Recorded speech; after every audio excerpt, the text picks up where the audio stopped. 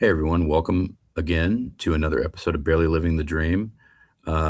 This week we have on our podcast, we have Jayson Johnson, who is a filmmaker from the Bay Area, San Francisco, California Bay Area, that's been making short films for a while. Um, he actually reached out to me because he'd been a listener of the podcast and he wanted to get on. And I checked out, he sent me a bunch of his short films to check out, and interesting stuff, like a wide range of things, um, well shot, interesting approach to storytelling. So I thought it'd be really cool to get him on and then talk about all of his work. And then once I had him on and we actually started talking about his stuff, I realized that we have a lot of things in common. So, we're kind of simpatico filmmakers in a way. He also talks about a mentorship that he had with Francis Ford Coppola. Francis Ford Coppola was his mentor, and how that came about, and just trying to get things done in the Bay Area of California, which is not,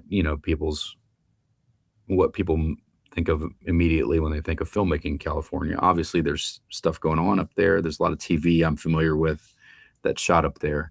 But Jayson talks a little bit about making it in the film scene out there, the short films that he has made, and he's currently working on getting his feature film debut together. And we cover all that. So stick around, check out my conversation with Jayson Johnson of Strike 5 Films.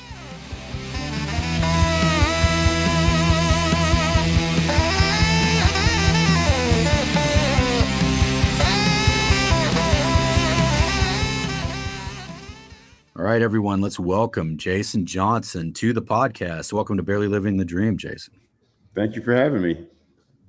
Yeah, man. So what we normally do, I guess, is I have everybody sort of just give me their origin story to start off with, like where you began, how you sort of got on the path to making movies, making films. Okay, sure. So I'm originally from the Chicagoland area, and like any kid, I grew up like with a lot of TV. My mom always sat me in, front of the couch while she was watching soap operas, and I was just watching those cheesy shows. And but while you're watching them, you can kind of predict what's going to happen. And I was always like able to predict things that would happen way before. And I was thinking, well, I'm pretty good at this. So that kind of led me into that, put that seed in my mind that, maybe I could do this. All through high school, I drew a lot. Like, I was just infatuated with comics and just, TV. And after high school, I ended up going to Eastern Illinois University, where I was in their radio, TV, and film program. Mm-hmm. And it's not really a film program, but it does kind of get you ready for like the nightly news. Right. And, I'm not the type that's going to, go on news and read by any means of the matter. So I started to look for a career behind the scenes. And around that time, I got cast in this film called Empire of Danger. It was like this sci-fi film that was really low budget, but, I loved it. It was fantastic. I did that film and still had this idea that, maybe, just maybe I could do film. But, living in Illinois, at that time, it didn't really seem like it was possible until my girlfriend at the time got this job in California. And I followed her out here and couldn't find a job. But when I finally did find a job, it happened to be working for Francis Ford Coppola at his winery. Okay. And I got into his creative marketing team. And I don't know if I was just over enthusiastic or what it was, but, he said that, he pretty much said that I should pursue a career in film. And that gave me the, I don't know, just the excitement, the encouragement, maybe just the crazy idea that I might be able to do it. And I've been pursuing it ever since. So that's pretty much it. But a lot of twists and turns in that story, though. Of course, as there always are. What's funny is listening to you tell you, like, sort of expand on, what I knew from your email. we had very similar beginnings, because it was the same sort of situation for me starting out. And the college I actually started going to college in Austin that had a very robust film program. But then when I came here to Houston, when I moved back home, basically, it was more TV oriented. So it was, and at the time, I don't know when you were there, but at the time, this was pre-digital revolution. So it really was two different worlds, Yeah, where it's like you're shooting video news stuff or you're making movies, and never the twain shall meet almost. And people would look yeah, at you crazy if you tried to combine them. Um, sure.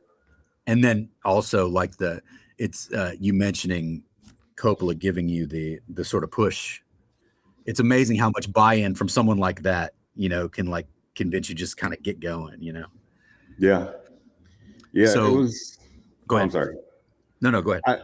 I was just I was thinking that when I got that job, he has this winery, and everyone told me that they were just like, there's no way you ever get a chance to work with Coppola. And Yeah. whenever someone says you'll never get a chance to do something or you can't do something, that just makes you want to do it even more. Right. So I started out as a wine steward and knew nothing about wine. Someone would say, "Give me the Cabernet," and then I'd pour them like Chardonnay. I'm just like, I don't know what I'm doing. I'm actually surprised they didn't fire me, but yeah, some way somehow I was able to get in, and I think what did it for me was never really interested in wine at the time. So I would carve like these little cork animals, like, I'd make like a monkey or a giraffe out of these cork things. And the art director noticed it one day and said, "Hey, this kid's got a little bit of creativity." Right. So I got a chance to work with their creative marketing team. Wow, it's awesome. Yeah. So upon hearing that, then what is your journey to making your first project, your first short, I assume it was? Yeah. So my first short film was this sci-fi film called Black Rogers. It was a blaxploitation version of Buck Rogers. Yeah. And, at this time I had caught the film bug. I bought a $35 camera off of eBay, Mm. and I was the prop master for Coppola.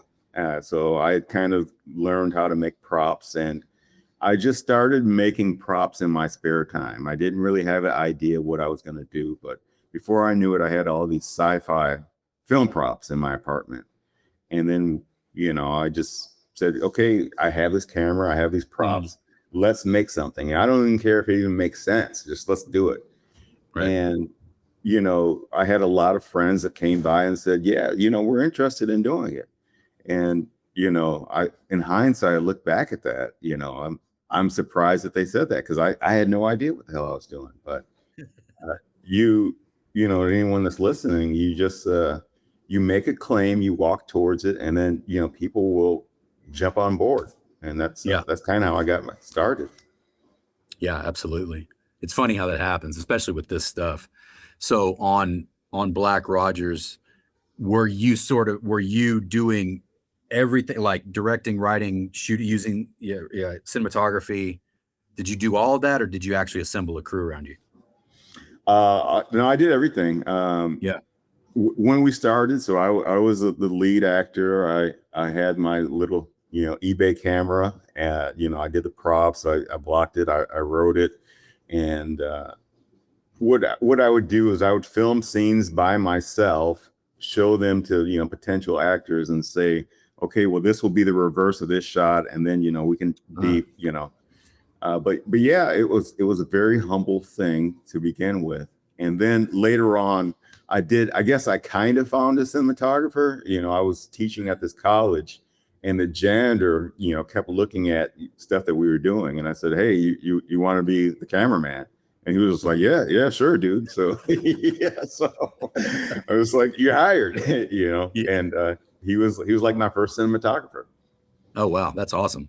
Yeah. It's what were you teaching, like film stuff at the college? What were you teaching there? I was teaching iMovie, Illustrator, and Photoshop. Okay, yeah. So Yeah. graphic, artistic stuff. So yeah, Yeah. that's pretty cool. So once you got Black Rogers done, what became of it? Did you put it up on YouTube? Did you send it to festivals? What did you do with it? Uh, so your first film, you're like embarrassed as hell about it. It's just like it's like your step kid. You're playing Yeah, it. Yeah. So it, I made it and then I uploaded it and it sat as a private video for forever. And then yeah, finally, I was just like, you know what? Everyone has a start. It's just like I'm right. not really ashamed of where I came from. So eventually I made it public, and that's where it is today. But I didn't enter it in any film festivals just because I was just too meek at the time to even think that Mhm. it could even get into anything. Right. But now that I see other films, I wish I would have entered it. Yeah, yeah. I get that for sure.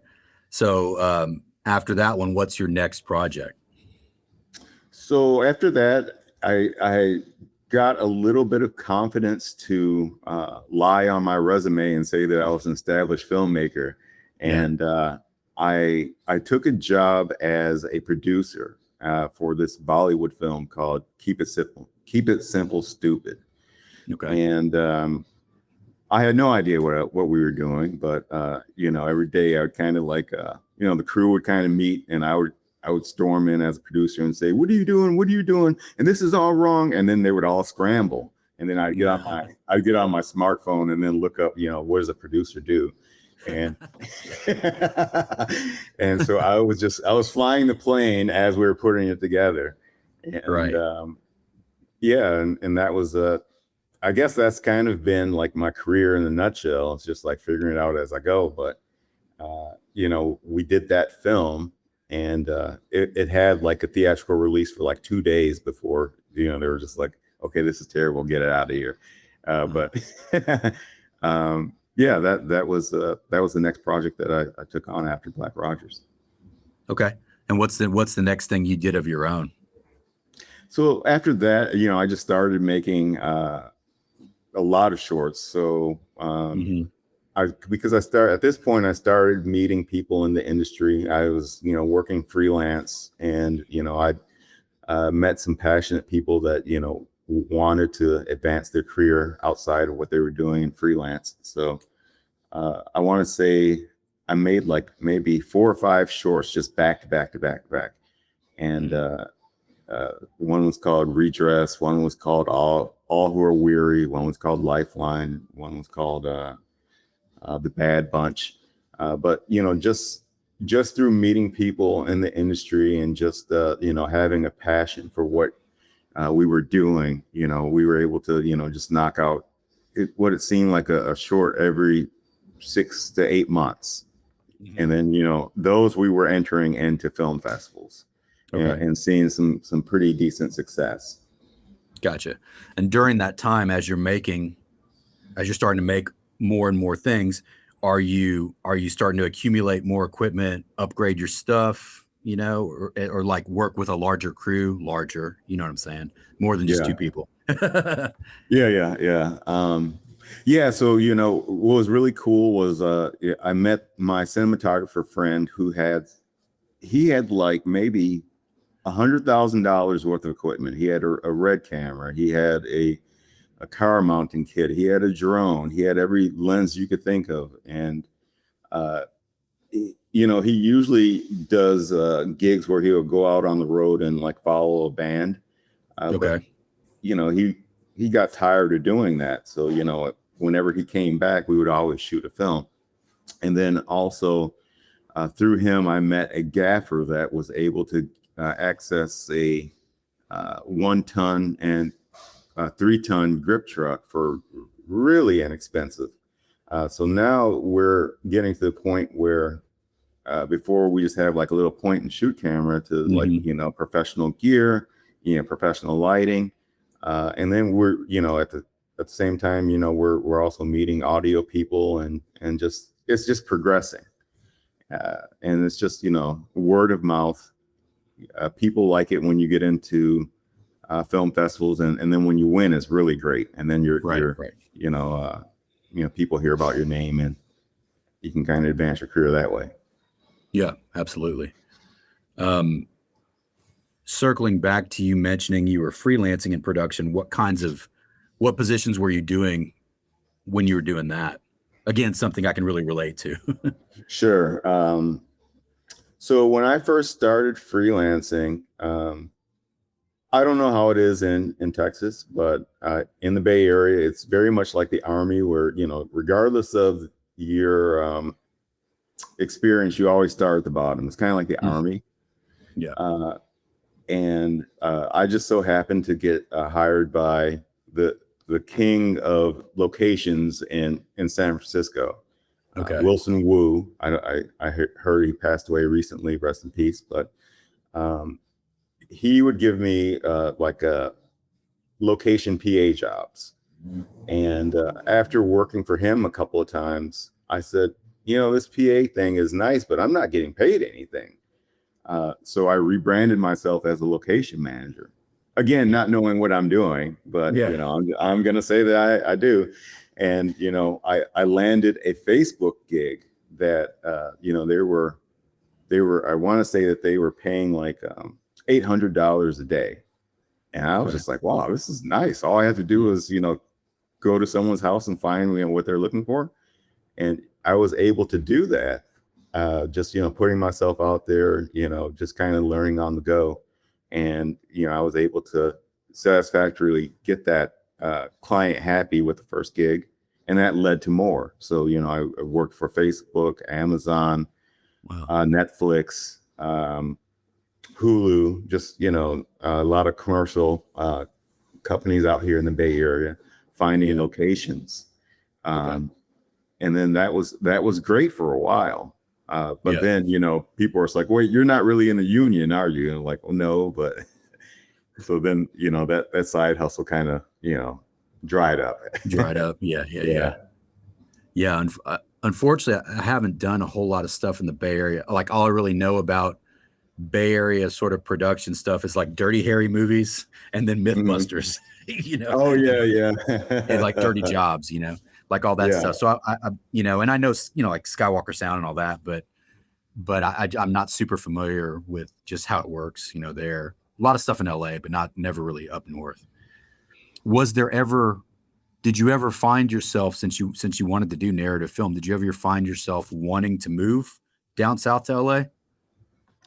You know, at one time I thought that I did. I had a buddy that was living in Orange County, and I know that's not LA, but you know, I'd make the trip up to LA, and Yeah. they would have what's called game night parties, where you go to some celebrity's house and, you know, they have, you know, it's just kind of like a networking event. Yeah. And in my experience was LA just seemed to be like this big pissing contest where, you know, I at this time I just finished that Bollywood film, and you know, I said, well, I just finished this Bollywood film and blah blah blah. And before I could finish, some guy was just like, well, let me stop you there. Well, when I was working on the Terminator, and then before he could finish, well, when I was working on Pirates of the Caribbean, and it was Yeah. just like I was mentally exhausted after, you know, attending that party. So I just said, if this is what it's like, then, you know, I'm not digging this vibe. So after about 6 months of, you know, doing kind of the similar things where, you know, you have never ending meetings that go nowhere, and, you know, kind of the egotistical nature of it, I said, I'm just gonna go back to the Bay Area. So that was like my LA experience. Yeah. So again, similar kind of thing for me. I did spend a lot of time working out there. At months at a time, I would go live with a friend and work, just thinking that was the move, right? Mm-hmm. But it was a lot of just like that soul crushing, gross pissing contest, like you said. Yeah. And it was just something I didn't really want to deal with. So, and oddly enough, most of the stuff I ended up doing was in the LA area, but not like LA. It was like Lancaster, Orange County, you know, all around, Mm-hmm. you know, kind of stuff. And I was just better off just staying here and doing my own thing, what I eventually learned. But yeah, I totally get that. I totally get that. So you started to strike out on your own and do your shorts. What was your, I guess we talked about Black Rogers. What was the second short that you did? Let's see. I want to say a film called Redress. That was the first film that I had an official crew. I did a crowdfunding Okay. for it. I want to say I raised about $23,000 in a month for it. Okay. Worst experience of my life, but got it done.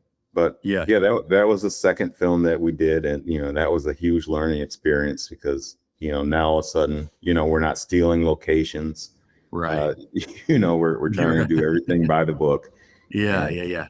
yeah, And when you say worst experience of your life, do you mean the crowdfunding part of it, or the experience of shooting it, or all the above?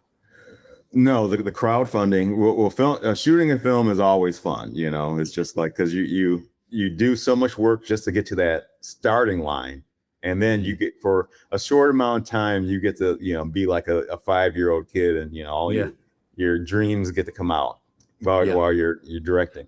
But the crowdfunding campaign, I just thought that was just a really brutal exercise. And Yeah. I know that there's people that they just have instant success with it. They upload their project, and it's automatically successful, and good on them. But for me, it was a grind. Yeah. It's brutal. It's like Yeah, having another job. Yeah. yeah, yeah. Yeah. I because I was freelancing at this time, and I really couldn't work because I always had that ticking clock looming in the back of my mind. It's just like, oh, I'm on set and I can't do an update. I can't follow up with this person while I'm here. So after like maybe 8 days of this, I just said, okay, I'm going to dedicate full time to this and then some, because I don't know about you, but whenever I would do a post, people would like it, thinking that meant that they were contributing to the project. Yeah. Yeah. Yeah. Yeah. And I'm like, no, no, no, no. So then you have to follow up with the people that liked it, and then say, hey, I saw that you liked my post. Would you be interested in contributing a small amount of money?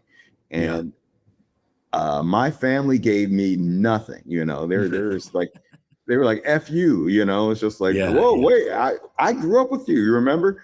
And it's just like, it was shocking to me, because I would be like, how about $5? No. How about $2? No. How about 50 cents? It was like, if you don't quit calling me, and it was just like, it was just crazy to me. It definitely kind of lets you know where people stand with you on that stuff, because again, same experience as you. When we tried to crowdfund this the first time, totally fell flat on our face, embarrassingly so. And not only would people not give money, but they wouldn't even share or try to, it's like signal boost, Yeah. So it is really depressing. And it almost made me stop doing it, because I'm just like, what, because I would see other people having such success with it. And I'm like, how are they cracking this code? So I get what you're saying, for sure. Yeah. Yeah. And speaking of that, just with family, I guess you're saying that your family wasn't very supportive as well, or family, and also not just friends, but people. Like I told you, I freelanced or worked on a lot of movies as line producer, assistant director, that kind of thing. Bailed some people out of some real situations. You know what I mean? Like, I don't want to say saved the movie, but did a lot to help them get it done, for sure.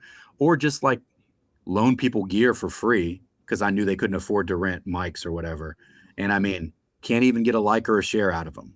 You know what I mean? That kind of thing, where it's like, I helped you get your thing done, man. And now, I'm not asking you for $5,000. Just repost it. Like, help me signal boost, because that's sort of the key, is getting it in front of eyes that you wouldn't normally get it in front of yourself. Spreading the web kind of thing. And so it was that kind of thing that really soured me on it.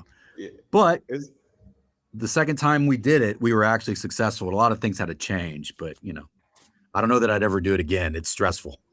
Yeah. I just think it's just so interesting. I think I ask myself all the time, isn't that something, because Yeah.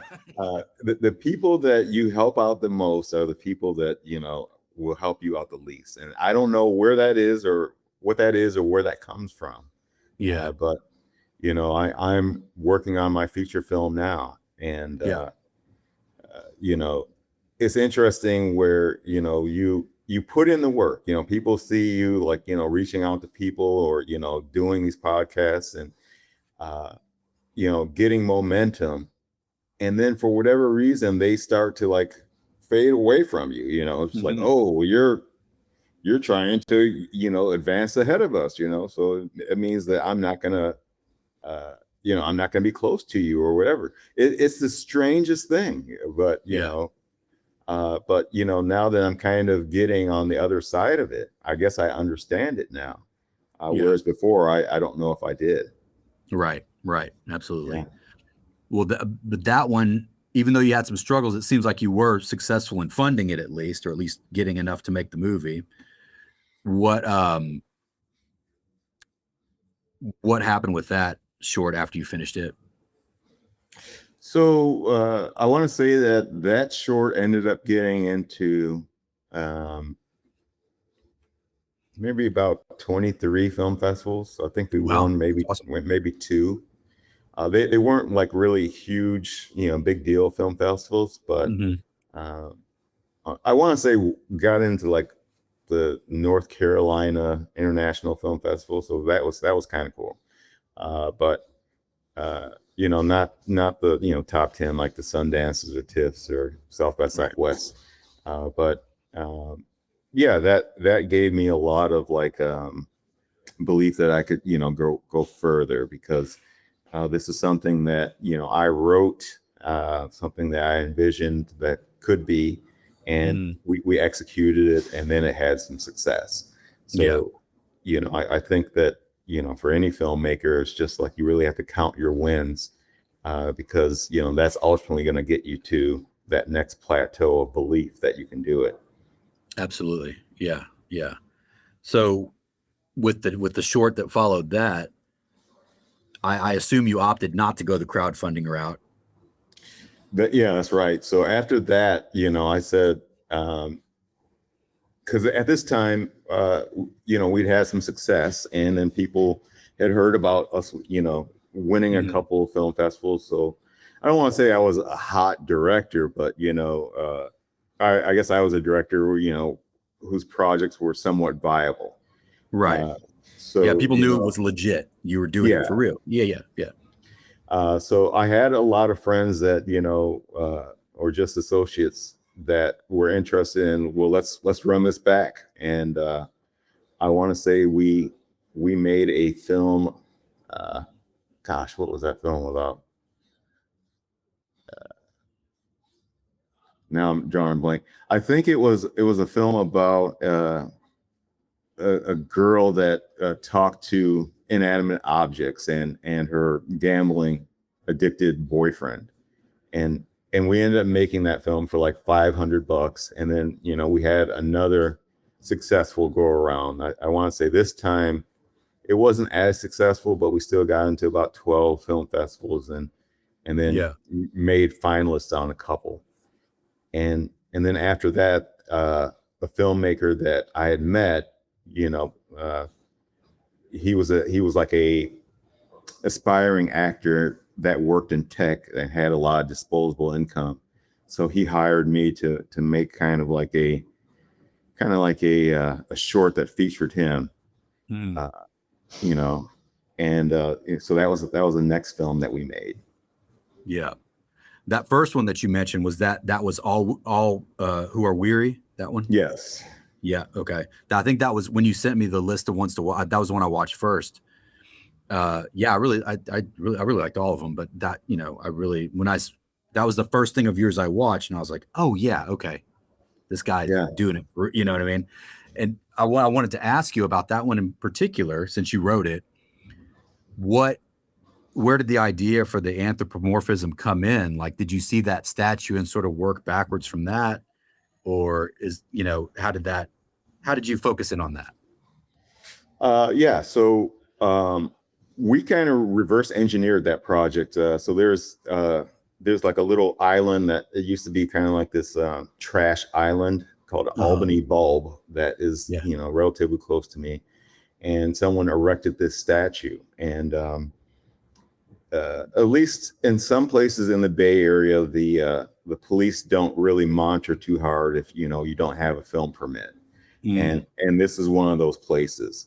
Okay. So I just thought that it had some beautiful views and that we Yeah, could capture it did. that. Yeah. So we shot that natural. We shot that on a red with Cook lenses, and Wow. we use reflectors when needed, but yeah, for the most part, yeah, just natural. And we shot that probably in about a day, and most of the money was spent on post-production. But Yeah. yeah. Yeah, like I mentioned when we brought it up, I love the look of it. Like it immediately caught my attention. I was like, oh, okay, this Thank is you. awesome. Yeah, I love the way. Yeah. Thank you. And so that one went to festivals. The next one did some and the next one was the showcase for that actor that you Yeah, mentioned. Yeah. called Lifeline. Nice guy. I think that I think that everyone that is an actor can act, but not every part is for that person. Yes. Agreed. Yes. This is a part that it involved because it was about a depressed veteran that was towards the end of his life. He was ultimately going to commit suicide, and this was a project that we were doing with an organization called 22 Veterans, because I want to say that 22 veterans commit suicide each day. So they're trying to, of course, stop that. But I just don't think that he was able to hit the emotional beats at where it was believable. And it's just with acting, it's so subtle. You either have it or you don't. Yeah. It's almost like you're tuning into like a radio station, and you have this like the slightest error to get it just right. Yeah. Yeah. Too much or too little, either way, we'll just throw it off. Yeah. Yeah, totally. So yeah, he completely self-financed that project, which was just really admirable about him to do. I guess when you work in tech, it's you have money like that. Right. But yeah, so we ended up making that film. I wouldn't say that it did great. I think we got into like maybe 7 festivals. Okay. It just for whatever reason, it just wasn't, it didn't really go off it that well. But I still show it as a project that I've done. But Gotcha. Yeah.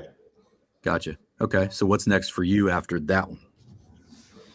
I did this film called Thought. It's off of that acronym. Yep. And that one was co-written with someone else, right? That was so my friend Kareem Gedra worked in a barber shop, and we were just kind of bouncing ideas around, and he was telling me how these guys always go into the barber shop and always talking about all the girls that they get, and blah, blah, blah. Yeah. And so I wrote the first draft, and then Sarah Anders, which is a talented filmmaker here in the Bay Area, she put more of the woman's touch gloss on it, So, okay, that's what I was going to ask you. Yeah. So that's what happened. Okay, yeah, and I believe that was the second thing of yours that I watched, and again, I really liked it, and it was almost, I mean, it captured me, but in a different way. It was almost it's just showing like the range of what you can do, Yeah. Yeah. And so I mean, okay, just to full disclosure, I'm mixed. I'm black and I'm white, right? My mom's white, my dad's black. The first movie appealed to my white sensibilities, and the second movie appealed to my black sensibilities. So I was like, oh. You know what I mean? And Yeah. and I don't mean, I mean, that sounds like a simple way to put it, but I'm saying like experiences that I've had, like Mhm. being in the barbershop back. It's been a while, but Yeah. back when I would go to the barbershop. I'm right there with you, brother. I just got this hat on. Yeah, yeah. Yeah. You know, like, oh, I relate to this in this way, and I relate to this one in a totally different way, but it's still relatable. So I thought that was very interesting, you know. Okay. I appreciate that. You Yeah. know, every time you make a movie, I always wonder, well, who's going to like it? You know, because ultimately you want to try to capture everybody. I know that Yeah. that's not possible.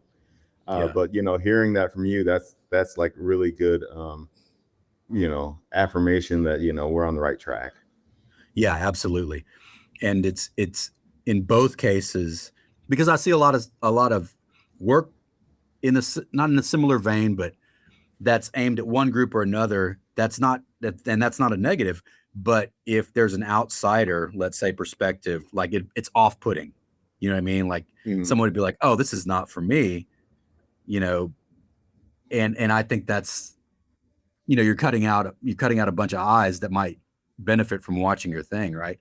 Whereas I didn't feel that with your stuff. So I think it's, you know, a specific viewpoint, but a broad appeal, I guess, if that makes sense.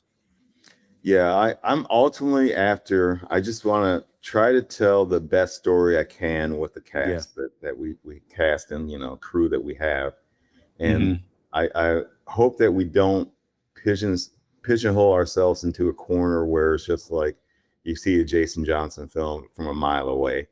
Yeah. So Right. that's, yeah, that's, Right. I think that's, you know, all of us, you know, we don't want to, you know, be known for, you know, a certain type of film, but Yeah.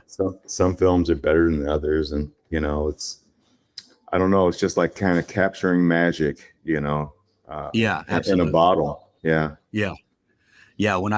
I mean, when I started making movies, the reason I make movies, my favorite movie is A Nightmare on Elm Street. I love horror. I grew up on horror. That's my jam, right? It Mm. always has been. And the first few movies I made were horror, but once I started making others, just because that's what I was feeling at the time, people would still be like, "Oh, you're the tentacle guy," like because one of my movies had like tentacle monsters and stuff, and I Oh, was like, "Dude, awesome. that was like 3 movies ago." Like, Yeah. like why? Like if you're coming here for that, you're not gonna be. That's not what you're gonna get. But also, it was also like they were kind of using it pejoratively, like, Hmm. "Oh, you only make horror movies or whatever." Like they're looking down on it, you know. And that kind of stuff gives me the ick overall. Like I don't think you should be like that with any genre really, even if it's not your thing. But again, I agree with what you're saying. Like you're drawn to it for the story. You just want to make good movies. If this is this kind of story, this may be a different kind of story. You know, it's just what speaks to you, what you want to make. Yeah. Um, and then you have the third thing you sent me. I thought was pretty interesting. This is more of a documentary, The Bad Bunch. I was going to Oh, ask you about the yeah, story behind that. Yeah. yeah. Yeah. So that was, so, you know, I took a class on, there's a college called BAVAC, Bay Area Video Coalition out here, Okay. and you can take day classes. And Okay. when I was working for Discovery, they would pay for these classes, and this is where I was ultimately learning how to edit. Uh, so uh, we go out with our equipment, and then we go out and we film, the on the topic of traffic in San Francisco. And you know, all the other students were just, you know, just giving what I thought was kind of a vanilla, you know, edit of, well, this is the traffic that, you know, that we saw, blah, blah, blah. And I saw where you could kind of manipulate the footage and tell a different story. So Yeah. I made up this kind of ridiculous, you know, premise that, you know, all the birds in San Francisco were being eaten by, you know, these overzealous humans, and the population was dwindling as a result.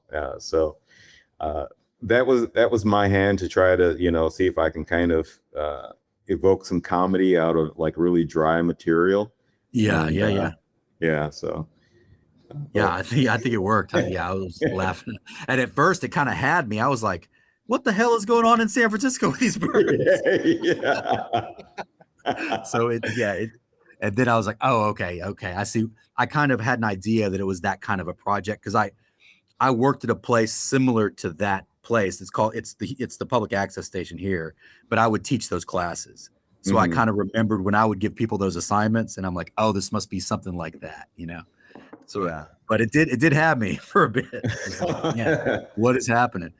So, so at what point during that journey, do you start working on, your feature, Roger and Me? Uh, I probably started working on Roger and Me back in probably 2018. This was around the time I was first starting to learn how to write. And, you know, if anyone's been in a film career, they know that there's lots of ups and downs. And this was Mhm. during my downtime, and someone had gifted me a goldfish for whatever Okay. reason. So I would set this goldfish on my desk, and I would, you know, write and, you know, submit to film festivals and get rejected one after another. But the mainstay was this goldfish was always there for me, and you know, I kind of became kindred spirits with this goldfish. Long story short, the goldfish dies, and I'm just devastated. Yeah. You know, I kind of was like on the Cosby Show, where I wanted to have like a formal funeral for this goldfish. So put him in the Altoid tin, and, you know, took him to the forest and buried him, and just and in that moment I just said, you know, gonna memorialize your life some way somehow. uh, and I went home, sat in front of the computer, and then I typed out the outline for what became Roger and Me. That's kind of where it started. And you know, it took some time to kind of get it honed into where it's a interestingly enough story where it has some legs, and people won't just think it's just, you know, some guy carrying around a goldfish for 2 hours. But Gotcha. yeah, I think we have something good now. Yeah, yeah, I agree. Just based on what you sent me, I was like, dude, I would totally watch that. You want to give the listeners like a quick rundown of what it's about or what your log line is? Sure, sure. So Roger and Me is about a computer savant that after he finds his girlfriend cheating, he goes to a all-night hackathon, and then does well at the hackathon, but on his way he gets sleepy behind the wheel, and he falls asleep and crashes into a tropical goldfish store. The next day, a creative judge sentences him to carry a GPS goldfish for 30 days. So it's about him getting from one side of the town to the other, trying to keep this goldfish alive. Wow. Nice. And so where are you at you're still sort of trying to get funding for it now? Like where are you at in the process of getting it made? So making a feature is kind of a unknown territory for me. You Mhm. know, with the short film, you know, it's more of a sprint, and this is more of a marathon. So uh, I'm looking for the right team. The Okay. team that I had, that I've made all these other short films, you know, people were good, but uh, you know, if you're gonna if you're gonna make a feature film, it really has to smack the first time out. So, you know, I'm looking for the right type of people, with cinematographers, with audio technicians, etc. So I've been spending time in pre-production to find the right people, and then you know, I'm just like one of those guys that believes that some way somehow it's just going to kind of come to fruition, and that's been my approach for all the films, and I believe the same will happen for Roger and Me. So yeah, I don't have a plan, but I just know that we're going to make it some way somehow. Gotcha, gotcha. Yeah. Are there any you know, do you have certain people in mind for any of the cast or anything? You don't have to say who, but I'm just like curious. I No, I don't. You know, it's like you know, I use AI a lot, and then I Mhm. said, you know, read the script and recommend some actors, Oh and yeah, yeah. Okay. it gave me the worst actors. I was just like, are you serious? Yeah. So No, I don't really have anyone in mind. I was thinking that, I'm kind of going to go the Larry Clark route, where Yeah. you might find a mix of, people that have never acted before, and Yeah. mixed with Yeah. people that are experienced. And I think Hmm. that might be the best way to go. But Yeah. since it is a comedy, I just want to make sure that people are comfortable in their own skin and can, have the timing of comedy more or less. Right. Right. Got that. Gotcha. Yeah. And you plan to shoot it out there in the Bay Area? Yeah, I think so. I wrote it with Richmond in mind. Okay. Richmond, I don't know if you've ever been to Richmond. I don't know where that really is in relation to San Francisco, Sacramento, Oakland. I've been to, but Okay, so Santa I'd Cruz. say Yeah. Richmond is approximately 15 minutes north of Oakland. Okay. Gotcha. Okay. Yeah, I guess off of general idea. Route 80. Yeah, it's Richmond for a long time has been like, a dangerous city. This is where Master P actually got his start. I don't know. A lot of Oh people wow. didn't, Yeah. yeah, didn't know Yeah. that. No, But I did. I always thought it was New Orleans. yeah, no, they'll say the Bay gave Master P the game, and then he took it to New Orleans. But Oh, yeah, okay. yeah, uh, this is where he got his start. And Richmond is really only known for it. It used to be one of the murder capitals of the United States. So there's a lot of violence here, and it was known for. It was a shipbuilding city back in World War II, Mm, and I guess Master P and Coach Carter are really the only thing that Richmond's widely known for.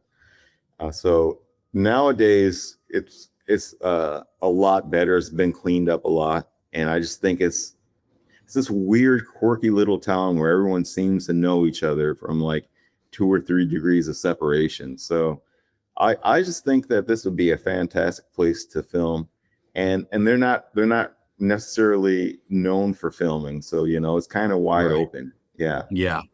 That's the best. That's one reason why I've stayed in Houston this whole time is because it's still, although there have been some big things shot here, Terms of Endearment, RoboCop 2, like there have been a lot of stuff shot here, but they still, when you can walk into a restaurant and be like, hey, I'd love to shoot here, and they get stars in their eyes. They're like, oh, what? You want free food? It's like, instead of asking you for $1 million insurance coverage, and then yeah, like it's still easy to shoot basically, and not super expensive, and easy to put people up, bring them here.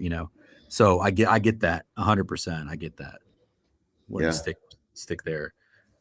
Um, so and this one again, you're not thinking about crowdfunding or anything like that for this. No, I can't do that anymore. It's just Yeah. I just, for whatever reason, I just don't have the uh family support or friend network to do it. And that's, Yeah. I hate saying that, because it's just like, you always want to have friends or family that are going to support you on the journey. um I don't know if they realize how much of a this is such a difficult endeavor to do. Yeah. You might as well say that you're going to get on or you're going to build a rocket and fly to space, because it's, so much competition and it's so hard to do.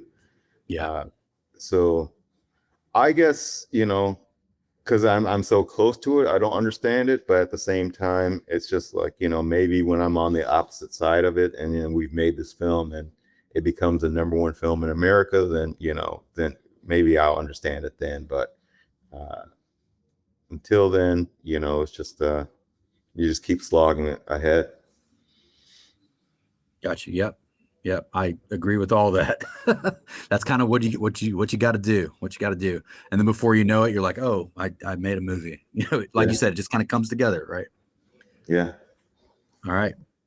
Well, where can people? Looks like we're kind of running out of time here. I don't want to leave you without finding out, having you let the people know where they can find you, to find your work, to find your stuff. Okay, sure. These days, you can find me on a simple Google search. I love being able to say that. Yeah. So, my name is spelled Jayson Johnson. Mhm. Um, and if you type that in there, you should be able to find me. I tell people you can do that all the time, and I'm always surprised by the results that they get. So feel free to search me, or you can alternatively search for Strike 5 Films, STRIKE Films, and you should be able to find me either way. Copy that. Any final thoughts you'd like to leave the listeners with before we wrap it up? Absolutely. You know, at the end of the day, you know, I'm honored to be on the show, and you know, any podcast that will have me. But at the end of the day, we're all just people, and we're all just trying to figure it out as we're going along. So, if there's any aspiring filmmaker out there, you know, the best advice I could say is, you know, just grab a camera, grab some friends, and just go out and shoot something. And you know, it's not going to be perfect at the beginning.